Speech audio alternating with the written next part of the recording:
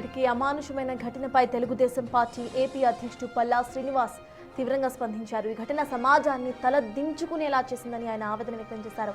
ఆడపిల్లల రక్షణ విషయంలో ప్రభుత్వం అత్యంత కఠినంగా వ్యవహరిస్తుందని ఈ సందర్భంగా ఆయన స్పష్టం చేశారు. సమాజంలో ఇంకా ఇలాంటి క్రూర మృగాలు తిరుగుతూ ఉండటం దురదృష్టకరమని, ప్రభుత్వం ఎన్నో కఠినమైన చర్యలు తీసుకుంటున్నప్పటికీ అక్కడక్కడ ఇలాంటి ఘటనలు చోటు చేసుకోవడం బాధాకరమని అన్నారు.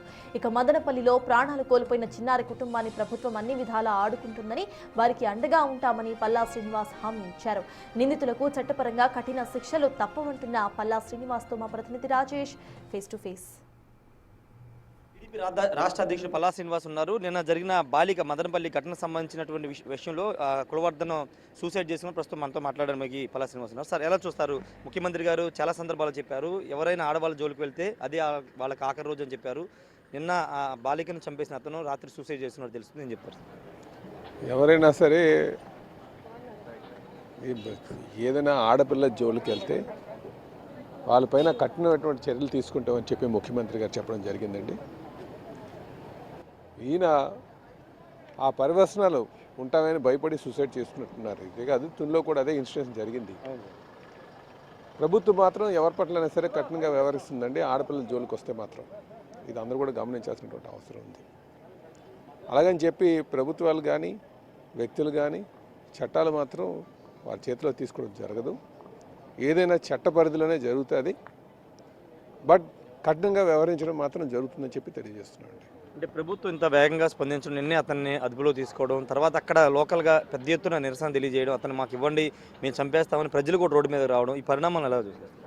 ఏదైనా సరే ప్రజలు ఖచ్చితంగా ఆ కోపంతోనే ఉంటారండి ఆడపిల్లల జోలికి వెళ్తే. అందులో చిన్నపిల్లలు 7 సంవత్సరాల పిల్ల పైన అంత అమానుషంగా వ్యవహరించడం అంటే ఆయన సైకలాజికల్ ప్రాబ్లం కూడా ఉండొచ్చు.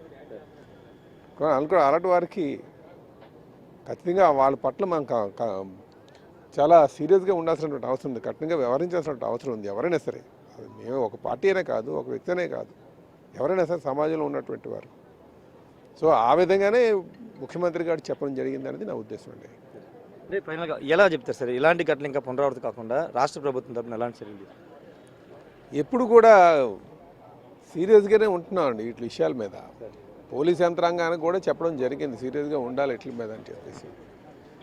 జరుగుతుంది, కానీ ఎక్కడో ఈ సమాజంలో పెంపకంలో కొంచెం లోపాలు ఉన్నప్పుడు ఇలా జరుగుతుంటాయి. లేకపోతే హెల్త్ ఇష్యూస్ ఉన్నప్పుడు, సైకలాజికల్గా కొన్ని ఇష్యూస్ ఉన్నప్పుడు కూడా.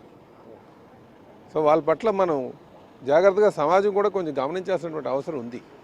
ఎలా ఉన్నారు, ఎవరి ప్రవర్తన ఎలా ఉంది, ప్రవర్తన ఏమన్నా, ఎందుకంటే అబ్నార్మల్ బిహేవియర్ ఉంటుంది.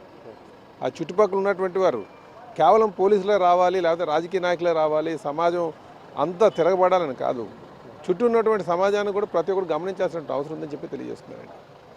Thank you sir. ఖచ్చితంగా చుట్టూ ఉన్న ప్రజలు కూడా కొంత అబ్జర్వేషన్ చేయాల్సిన అవసరం ఉందని పల్లా శ్రీనివాస్ చెప్తున్నారు. ఖచ్చితంగా ముఖ్యమంత్రి ఏదైతే చెప్పారో, ఎవరైనా ఆడపిల్లల జోలికి వెళ్తే అదే ఆఖరి రోజు అవుద్దని చెప్పారు. అదేవిధంగా కఠిన చర్యలు తీసుకుంటాం. గతంలో జరిగిన తుని ఘటనలో కూడా ఇదే విధంగా ఆత్మహత్య చేసుకున్నారు. కాబట్టి ప్రజలు కూడా కొంచెం అప్రమత్తంగా ఉండాలి, బాధ్యత వెలగాలని పల్లా శ్రీనివాస్ అయితే చెప్తున్నారు. కెమెరా పర్సన్ సాయితో రాజేష్, బిగ్ టీవీ, అమరావతి నుండి.